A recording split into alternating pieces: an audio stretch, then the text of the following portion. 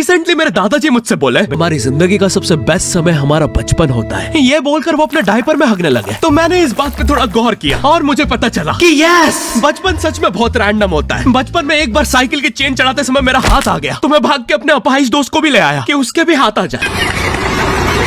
बचपन में मुझे मेरी दादी का चरित्र सही नहीं लगता था क्योंकि वो मुझे डेली नया तारा दिखा के बोलती थी वो तुम्हारे दादाजी है। बचपन में मैं थोड़ा भोला भी था, ऐसे फालतू किसी को उंगली नहीं करता था, वरना फिर मैं 9 तक ही गिन पाता था। एक तो तब कोई भी आके गिनती पूछ लेता था और उंगली करते समय गिनना कितना मुश्किल होता है पता है।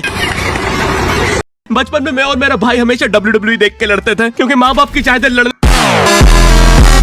लायक थी नहीं। एक तो मेरा छोटा भाई बचपन में बहुत शांत स्वभाव का था, बेचारा स्कूल में भी सीनियर से बुली होता था। हाँ, वो सीनियर मैं ही होता था।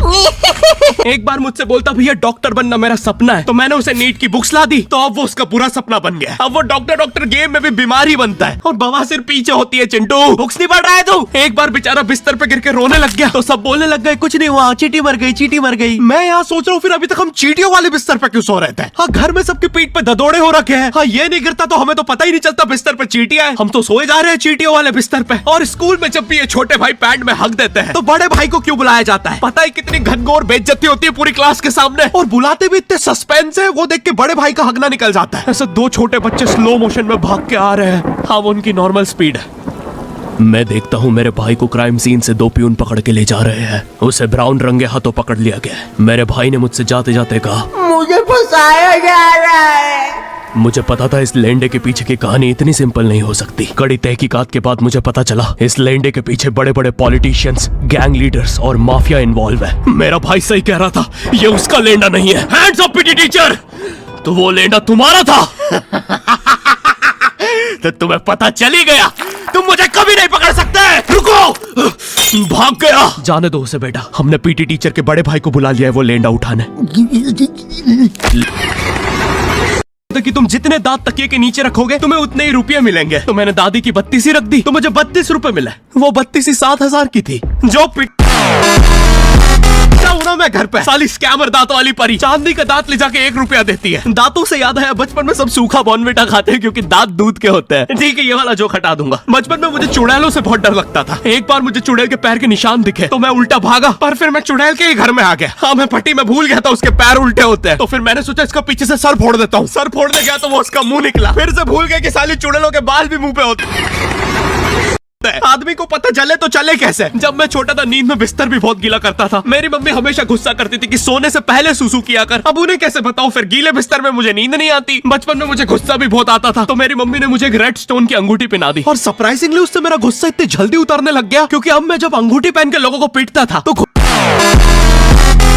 गुस्सा इतनी जल्दी शांत होता था। वैसे ये अंगूठी मुझे एक बाबा जी के आश्रम से मिली थी। जब मैं वो आश्रम में गया था वहाँ एक बहुत ही हॉट सी बंदी मुझे देख के बार बार स्माइल करे जा रही थी। तो मैंने भी मौके पे चौका मारा और जल्दी से अपना नंबर पेपर पे लिख के उसकी तरफ फेंक दिया। वो बंदी ने भी बड़े प्यार से मेरा नंबर उठाया और खा लिया। अरे भाई, उसको भूत लगे, वो तब से सबको स्माइल दे रही है। हम भी सुबह से नंबर फेंक रहे हैं, अभी तक 2 किलो पेपर खा गई है।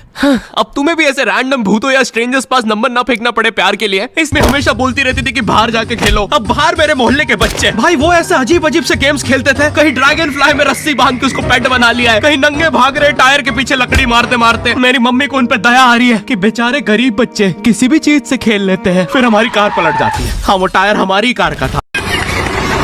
और मुझे एक बात बताओ, चक्के से खेलने पे वो गरीब कैसे कंसिडर हो रहे हैं? क्या पता उनने कार खरीद के चक्का निकाला हो, क्या पता लैम्बोर्गिनी के चक्के से खेल रहे हो। नहीं, तुम्हें कैसे पता चल रहा है वो गरीब है या अमीर? और एक चक्के से इतनी सारी एक्टिविटी करेंगे ये लोग। कभी चक्के में रस्सी बांध के झूला बना दिया, कभी झूले से फिका के खुद को लूला बना दिया, कभी लूले पे झूला बांधकर हुला हू बना मेरे ये छोटे दिया। ये इतने हरामी बच्चे थे, इनके साथ कोई भी घर घर नहीं खेलता था क्योंकि घर ये जुए में लगा के हार जाते हैं। ये वो बच्चे जिन्हें तुम रिमोट कंट्रोल कार भी दोगे तो उसकी मोटर निकाल के पंखा बनाएंगे। एक बार इन्होंने रिमोट कंट्रोल रिमोट बनाया था। तुम अगर इस रिमोट पे बटन दबाओगे तो इस रिमोट पे बटन दबेगी, बस ये लोग मकर संक्रांति के दिन पतंग भी लूटते थे दुकानों से। पतंग से याद है मैं बचपन में अपने दोस्त जनक के साथ बहुत पतंग उड़ाता था। जनक गुजराती था और गुजराती लोग तो बहुत बड़े पतंगबाज होते हैं। वो लोग गला काटने के बाद भी काहे पोचे चिल्लाते हैं। जनक मेरे घर पे इतना बड़ा गिर्रा लेके आता था पतंग उड़ाने। उसमें पता नहीं कितने 1000 किलोमीटर का मांझा लपटा होता था। हम दोनों का सपना था उस गिर्रे की पूरी ढील देना। एक बार तो गिर्रा खाली होने ही वाला था पर वो पतंग तो घूम के हमारे पीछे से आ गई। हमने हमारी ही पतंग काट दी। तो इस बार हमने सोचा पतंग पूरी परपेंडिकुलर उड़ाएंगे, स्ट्रेट। हमने 2 घंटे ढील दी। वो मांझे में वेव सिग्नल आने लग गए प्राचीन भाषा में। हमें लगा हमने एलियंस ढूंढ लिया बट फिर धीरे से वो सिग्नल क्लियर हुआ। हमें पता चला हमने कोई नासा का 100 मिलियन का टेलीस्कोप काट दिया।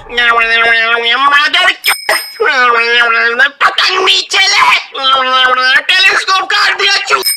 नासा का टेलीस्कोप जैसे ही नीचे गिरा बच्चों से पहले इसरो ने लूट लिया। बहुत वियर्ड था, इतने सारे बुड्ढे छत कूद के भाग रहे थे। एक तो जनक के मांझे में इतनी सारी गठाने होती थी, वो मांझा इतना भारी हो जाता था। हम चौथे माले से पतंग उड़ा रहे, वो दूसरे माले पे उड़ रही है। बचपन में बोला जाता है किसी भी स्ट्रेंजर से बात नहीं करता। दादी मेरे चरित्र पे सवाल उठाती थी। दादी से याद है पुराने जमाने में एंटरटेनमेंट के लिए कुछ होता नहीं था तो लोग 7-7, 8-8 बच्चे पैदा कर लेते थे ताकि उन्हें जायदाद पे लड़ता देख मजे ले सके। मेरे पापा के 5 भाई और 4 बहनें हैं, टोटल 9 बच्चे। मेरी दादी ने जिंदगी के 9 साल बस बच्चे दिए। दादी ने 9 साल तक पेट में इतनी लाते खाई है उनके अंदर से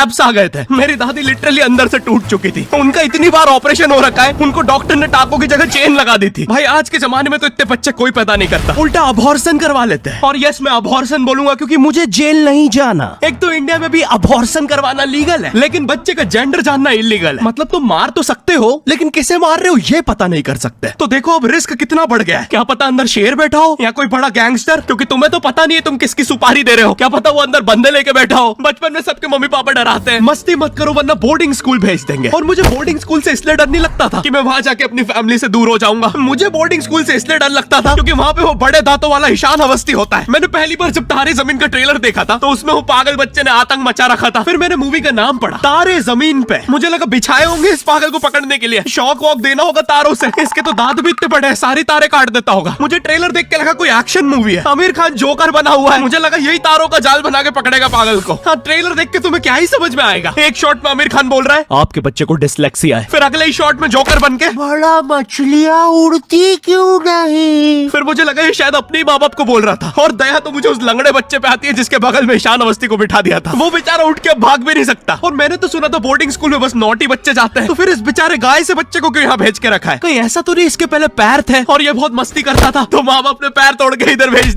तो भाई ये वीडियो नोटो टाइप की लेटेस्ट वीडियो है, इसे मैंने थोड़ी बहुत एफर्ट्स डाल के एडिट किया है, तो एक लाइक और सब्सक्राइब जो बनता है भाई। तो मिलते हैं नेक्स्ट वीडियो में।